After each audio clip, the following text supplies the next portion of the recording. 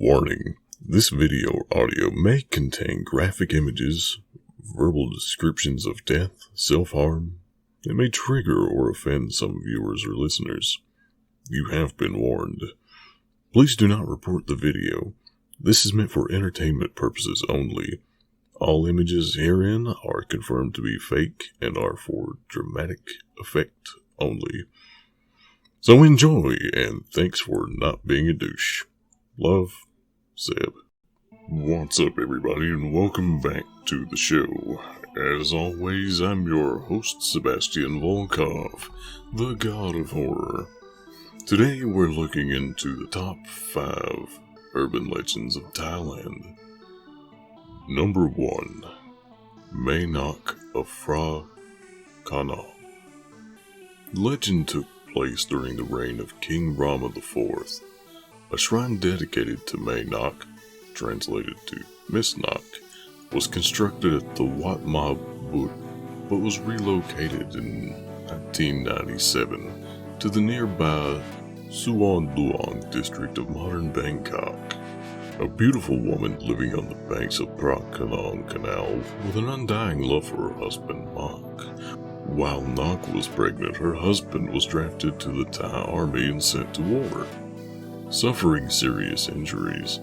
Some legends say it was the Kentong Wars, while others are more vague. But while he was being nursed back to health in Bangkok, Nok and their unborn baby died during childbirth.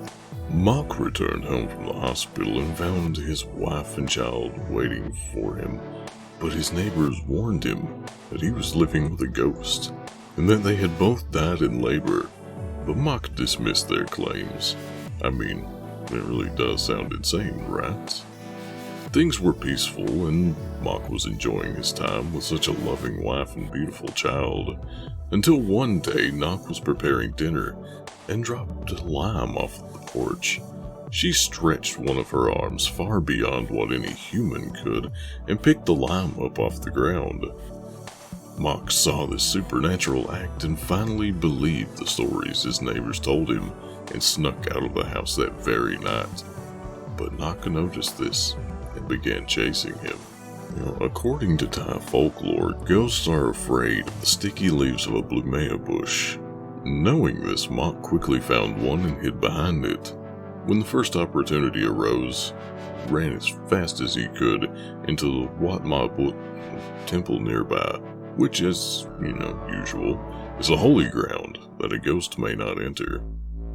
Nok, now driven mad by her husband abandoning her and their child, she started terrorizing the people of Phra Kanong, believing it was their fault that Mak would no longer accept her. The town called upon a powerful exorcist who was unable to banish the ghost, but managed to capture Nok in an earthen jar, and he threw it into the local canal, hoping it would sink to the bottom and end the people's torment. Now, at this point in the story, we have a couple of different ways that it's told. One is that an old couple who had just moved to Phra Kanong found the jar while fishing, and in another story it's just a couple of fishermen who come upon it. Either way, Nok is freed from the jar when they open it, not knowing what it contained. In an alternative story, a venerable monk by the name of Sadmet Phra Putchan forces Nok's soul into the forehead bone of her remains and binds it to his waistband. Allegedly, the actual waistband from the story is currently in possession of the Thai royal family. The Prince of Chumpan also claims to be the one who has the waistband. And one other final story simply states that the monk promised Nok that in the next life she would be reunited with her husband. Satisfied by this promise, Nok finally rests. Number 2. Phi-Pop. As legend goes, there was once a prince who found a magical way to enter the bodies of both humans and animals. And when doing so, the prince's servant, who had been paying very close attention to the incantation he used, the servant repeated the same spell while the prince was in another body, and took the body of the prince as his own.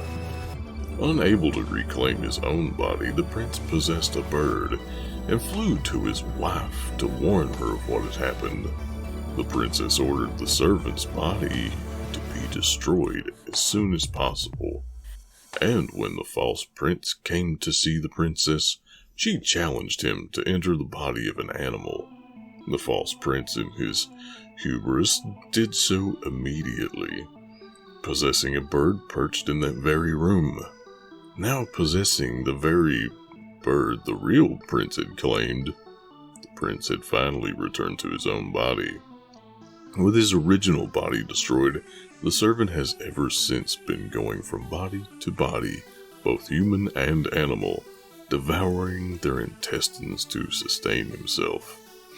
Alternatively, the Fipo is also said to be a female ogre who feeds on human intestines and the blood of animals at night. Number 3. Nangtani. A young, beautiful woman who is said to wear a green traditional Thai dress with dark red lips. These spirits are seen as primarily kind, helpful spirits who were once humans, that upon passing were given the status of a guardian spirit because of all the good deeds they did while they were alive. Living in or under banana trees, they can be seen on full moon nights, and they're known to give food and shelter to those in need and are considered a great benefit to those that need help, even with something as simple as being lost. These tree spirits are also known as ladies of the forest. They have a different side though. Being known to try to seduce men during full moons and being extremely jealous, they'll hunt down and kill any man she lays with that happens to fall in love with or lay with another woman. So, men, if you're ever in Thailand and you see a gorgeous woman in green near a banana tree during a full moon, choose your next move wisely. Number 4. Thiam. Used as a medical term for sleep paralysis, this ghost is said to sit on the chests of people, preferably men, at night and causes actual sleep paralysis, and leads to discomfort or even suffocation. While the origins of Thiam seem to be pretty well unknown, it is believed that she is a ghost of a widowed woman and will not harm other women. Because of this, many Thai men will actually wear lipstick to bed, believing that the Thiam will mistake them for a woman and leave the man alone. Some go even further and completely dress as a woman when going to bed, like Sleepy Time Camo. However, the Thiam came to be a part of Thai folklore, even if it is unknown. It doesn't change the fact that she's an important part of the culture. Maybe you guys out there that suffer from sleep paralysis should try going to bed in a full face of makeup and maybe a lady's gown and see if that helps, eh? Number 5. Kumon Thong. Now this story is quite a bit graphic, so I'm going to give another little warning here. This is rough, and I have made this as soft as I possibly can and have stopped where I feel it's about to go too far with further information that I won't be able to put on here. But Kumon Thong, translated to Golden Boy, is a protective child spirit. Nowadays, a small wooden statue with the appearance of a young child with a top knot.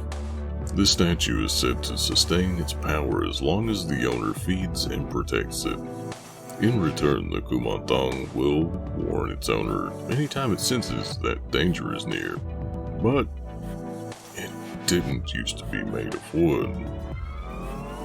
First recorded in the novel Kunchang Kunpeng, this story about a soldier named Kunpeng in the Ayutthaya period from 1350 until 1767, who was a magician soldier. Although the soldier had some magical ability, he felt that they weren't enough, and that he was vulnerable. Seeking extra protection, he knew that the only person he would ever be able to trust would be a son. One he didn't have. Not knowing how to protect himself, Peng seeks out another magician for help, and the old magician ended up really taking a shine to Peng and offered his daughter's hand in marriage. Peng accepted, but eventually the old mage started having doubts about Peng and orders his daughter to kill her own husband. Peng learns of this betrayal and strikes down his pregnant wife before she can get to him first. He then cuts open her belly and removes his unborn son. Peng traveled to the closest temple and lit a fire, wrapping his unborn child in sacred scraps of cloth. He then offered prayers while placing the wrapped-up body on a grate over the fire. Peng kept reciting his prayers until the small corpse dried out completely, shrinking in the process. Once the ritual was complete, the son had become a child ghost, and able to communicate with one another, Kunpeng named his child, his protector, and protectee, Kumon Thong.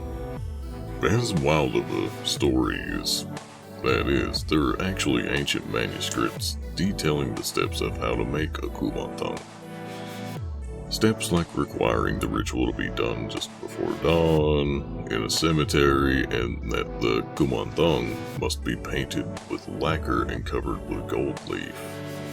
In 1995, a recording of a novice Buddhist by the name of Samanan surfaced, showing the priest attempting to create a Kumon Thong from the living. Sorry, there's a lot more to his insanity, but I'm trying to word this as delicately as I can, but it is what it is, and it's very graphic. He was kicked out of the monastery and arrested, but apparently never served any time in jail. The guy is so fucked up I can't even do a true crime story this week about him here.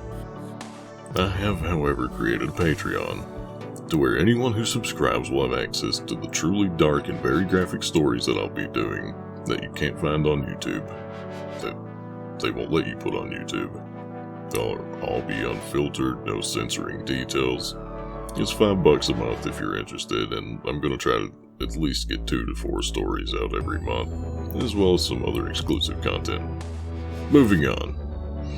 Okay, so after how fucking intense that last bit was, I decided to lighten the mood and give you a little bonus, lighthearted folklore story. Okay, so number 6. Pee-kee. Key is poop. No, I'm not joking.